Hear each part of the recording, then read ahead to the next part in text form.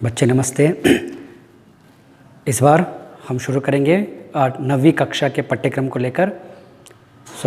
ये रहा आपका पाठ्यक्रम। ओके, इस पाठ्यक्रम में इस बार आपको पहले एक कविता दी गई है। कविता का नाम है जय जय भारत माता। तो ये कविता का शीर्षक सुनते ही शायद आपको पता चलता है ये कविता देशभक्ति पर आधार है। इसमें देश प्रेम का वर्णन किया गया है और भारत माता के बारे में वर्णन किया गया है। ये आप आसानी से पहचान सकते हैं। ये देश प्रेम और देशभक्ति से संबंधित पाठ या कविता तो आपके पिछले कक्षा में भी थे और वो है मेरा देश मेरी माँ। उस पाठ में तो लेखक देश के प्रति भक्ति गौरव का वर्णन करते थे और इस कविता में कवि भारत माता का गुणगान करते हैं। वो है जय जय भारत माता। शीर्षक है जय जय भारत माता। इस कविता के कवि है राष्ट्रकवि मैथिली शरण गुप्त जी और इन्हें राष्ट्रकवि कहते हैं क्योंकि इनके साहित्य में राष्ट्रवादी चिंतन भरपूर मात्रा में मिलते हैं, तो इसलिए इन्हें राष्ट्रकवि कहते हैं। चलिए कवि का परिचय एक बार देख लेंगे। मैथिली शरण गुप्त जी, इनका जन्म चिरगांव झांसी जिला उत्तर प्रदेश में हुआ। इनके पिता श्री सेठ रामचरण भी ब्रजभाषा के कवि थे। आचार्य महावीर प्रसाद द्विवेदी जी आपके साहित्यक गुरु थे। आपने प्रबंध काव्यों तथा खंड काव्यों की रचना की है। खड़ी बोली के विकास में गुप्त जी का योगदान अनन्यतम है। साहित्यिक सेवा के सम्मानार्थ सन 1961 ईस्वी में उन्हें पद्म भूषण उपाधि मिली थी। साकेत महाकाव्य पर आपको गंगा प्रसाद पारितोषिक मिला था। आप राज्यसभा के मनोनीत सदस्य रहे। पंचवटी, जयद्रथवध, रंग में भंग, भारत भारती, अनघ, नहुष आदि आपकी महत्वपूर्ण कृतियाँ हैं। आपकी भाषा सरल, सरस और शैली रोचक है। यहाँ पर कवि का परिचय दिया गया है। मैथिली शरण गुप्त जी इस कविता के कवि है और इनका जन्म हुआ था 1886 में और वो भी झांसी जिले के चिरगांव नामक गांव में हुआ था। झांसी आपको बहुत चिरपरिचित जगह है क्योंकि कैसे, हाँ, झांसी की रानी वो उत्तर प्रदेश में है। उस झांसी के पास चिरगांव नामक एक गांव में तो 1886 में लेखक का जन्म हुआ था और इनके पिता का नाम, हाँ, श्री सेठ रामचरण, और वे भी ब्रजभाषा के बहुत बड़े कवि थे। और इनके साहित्यिक गुरु मतलब जो मैथिली शरण गुप्त जी को साहित्य लेखन कार्य में जो प्रेरणा देने वाले गुरु है वो है और एक महान लेखक साहित्यकार महावीर प्रसाद द्विवेदी जी। और इन्होंने प्रबंध काव्य और खंड काव्यों की रचना की है। और खड़ी बोली, आज की हिंदी जो आप सुन रहे हैं, देख रहे हैं, पढ़ रहे हैं, वो है खड़ी बोली हिंदी। तो इसके विकास में मैथिली शरण गुप्त जी का योगदान अनन्यतम है। और साहित्य, इनके साहित्यिक सेवा के सम्मानार्थ इनके सभी साहित्य को ध्यान में रखते हुए तो इन्हें 1961 ईस्वी में पद्म भूषण की उपाधि मिली थी। भारत सरकार से देने वाले एक सर्वश्रेष्ठ पुरस्कारों में ये भी एक है पद्म भूषण। और इनके सबसे महत्वपूर्ण कृति महाकाव्य कहते हैं जो रामायण पर आधारित है वो है साकेत। तो इसके लिए गंगा प्रसाद पारितोषिक मिला था और ये राज्यसभा के लिए मनोनीत सदस्य रहे। नॉमिनेटेड मेंबर कहते हैं ना, वो है वे मनोनीत सदस्य रहे हैं। और इनके और अन्य कुछ रचनाएं इस प्रकार होती हैं। पंचवटी, जयद्रथवध, रंग में भंग, भारत भारती, अनघ, नहुष आदि तो आपकी ये महत्वपूर्ण कृतियां हैं। और इनके कविता पढ़ने से, इनके साहित्य पढ़ने से आपको पता चलता है तो इनके साहित्य की भाषा बहुत सरल है और बहुत सुंदर है और शैली भी, मतलब लिखने की जो शैली है वो भी बहुत रोचक है। ये कवि का परिचय है। और आगे देखेंगे इस कविता में कवि क्या कहना चाहते हैं, कवि का आशय क्या है, किस उद्देश्य को लेकर कवि ने इस कविता लिखी है।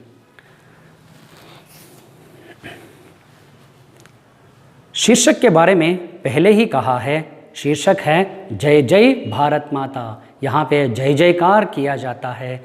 किसका जय जयकार है? वो है भारत माता। भारत माता कौन है? ये भारत भूमि को, भारत देश को हम माता के रूप में देखते हैं। मैंने पिछले एक वीडियो में ये भी कहा था, हमारे अंदर देशभक्ति होनी चाहिए, क्योंकि जननी जन्मभूमि हमारे लिए स्वर्ग से भी श्रेष्ठ होते हैं। इन दोनों का ऋण हम कभी नहीं चुका सकते हैं, तो इनके ऋण हम कम कर सकते हैं। कैसे? तो उनकी सेवा करने से, चाहे वो जननी हो या जन्मभूमि हो, इनकी सेवा करने से हम इनके ऋण कम कर सकते हैं। तो इसी सिलसिले में ये कविता है।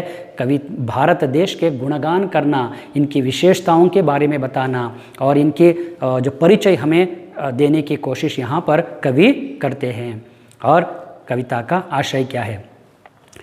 कवि इस कविता में भारत माता का गुणगान कर रहे हैं।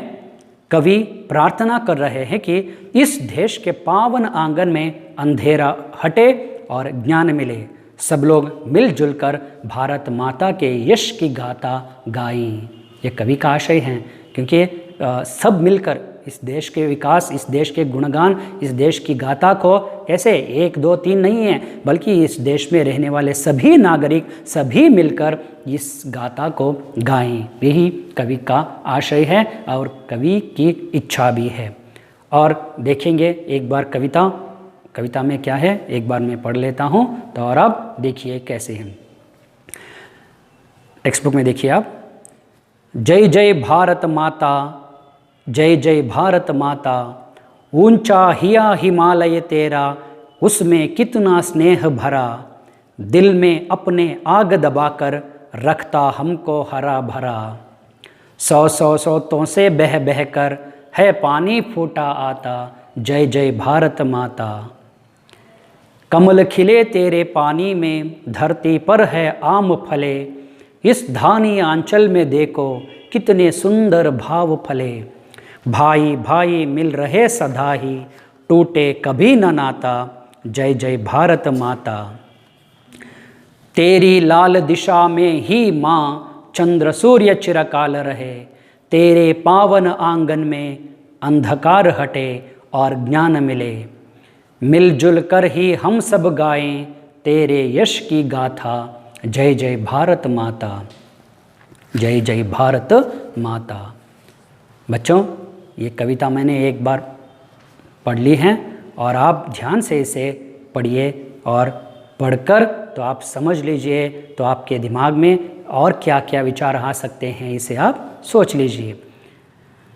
और एक बार मैं कविता पढ़ लेता हूँ और ध्यान से इनके शब्दों पर आप ध्यान दीजिए और उच्चारण शैली पर आप ध्यान दीजिए। अगर आपको कोई संदेह आते हैं, कोई शब्द का अर्थ अगर आप चाहिए तो कृपया तो इसके नीचे पेंसिल में अंडरलाइन कर लीजिए, ओके, रेखांकित कीजिए उसके नीचे। और बाद में मैं ऐसे कोई शब्द है तो जिनका अर्थ आप नहीं जानते हैं वो मैं बताता हूँ। और एक बार कविता पढ़ लेता हूँ, देख लीजिए। जय जय भारत माता, जय जय भारत माता, ऊंचा हिया हिमालय तेरा, उसमें कितना स्नेह भरा, दिल में अपने आग दबाकर रखता हमको हरा भरा। 100 स्रोतों से बह बह कर ऐ पानी फूटा आता, जय जय भारत माता। कमल खिले तेरे पानी में, धरती पर है आम फले, इस धानी आंचल में देखो कितने सुंदर भाव पले। भाई भाई मिल रहे सदा ही, टूटे कभी न नाता, जय जय भारत माता। तेरी लाल दिशा में ही माँ चंद्र सूर्य चिरकाल रहे, तेरे पावन आंगन में अंधकार हटे और ज्ञान मिले। मिलजुल कर ही हम सब गाएं तेरे यश की गाथा, जय जय भारत माता। बच्चे, 2 बार आप कविता सुन चुके हैं और इसे आप मन में पढ़िए। पढ़कर तो देखिए और क्या क्या विचार इस भारत माता के बारे में आपके दिमाग में आते हैं और अपनी भावनाओं को आप कैसे व्यक्त कर सकते हैं, इसे आप देख लीजिए। और अगले क्लास में इसे हम छंद के अनुसार, पहला छंद, दूसरा छंद और तीसरा छंद के अनुसार हम इसकी व्याख्या करेंगे। और एक दो बार और पढ़िए ये पढ़कर, तो आप तैयार रहिए। अगले क्लास में हम इसकी व्याख्या करेंगे, इसके अर्थ बताऊंगा मैं। धन्यवाद।